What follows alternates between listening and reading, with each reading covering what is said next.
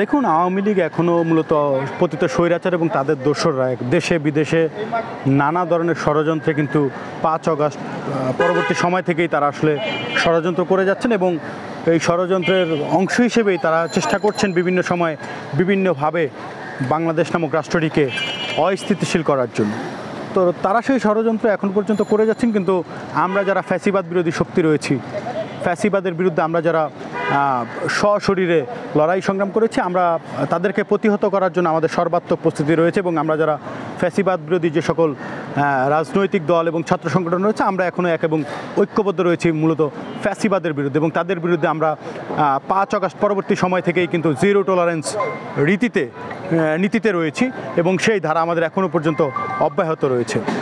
তো তারা গতকালকে আমরা যে ঘটনাগুলো দেখলাম, বিভিন্ন জায়গায় তারা অগ্নিসংযোগ করছেন, তারা বিভিন্ন জায়গায় সশস্ত্র মহড়া দিচ্ছেন। তো এটিতে আসলে আমি মনে করি জনগণের আসলে আতঙ্কিত হওয়ার কিছু নেই এবং একই সাথে আমরা সরকারের প্রতি আহ্বান জানাবো সরকার যেন এই বিষয়ে আরও জোরালো ভূমিকা নেন, কারণ এই সরকারের প্রশাসনের নতজানু ভূমিকার কারণেই কিন্তু আমরা মনে করছি যে পতিত স্বৈরাচার এবং তাদের দোসররা মাথাচাড়া দিয়ে উঠছেন এবং দেশকে বিশৃঙ্খল করার পায়তারা তারা করছেন। তো সরকারের জোরালো ভূমিকা আমরা প্রত্যাশা করছি এবং একই সাথে আমরা সকল রাজনৈতিক মহলকে এ বিষয়ে আরও সোচ্চার হওয়ার আহ্বান জানাচ্ছি। আমরা সজাগ রয়েছি, আমরা রাজপথে রয়েছি, আমরা যে কোনো মূল্যে পতিত স্বৈরাচার এবং তাদের দোসরদেরকে প্রতিহত করার জন্য প্রস্তুত রয়েছি। না, দেখুন, সত্যিকার অর্থে 13ই নভেম্বরকে ঘিরে সরকারের উচ্চ পর্যায় থেকে যে প্রস্তুতি এবং প্রশাসনের যে নজরদারি সেটি নিশ্চয়ই বৃদ্ধি পাবে। সুতরাং এটি একটি, আমি মনে করছি যে স্বৈরাচার এবং তাদের দোসরদের অর্থাৎ ফ্যাসিবাদের একটি ফাঁকা আওয়াজ। আসলে তাদের যারা মূল নেতৃবৃন্দ রয়েছেন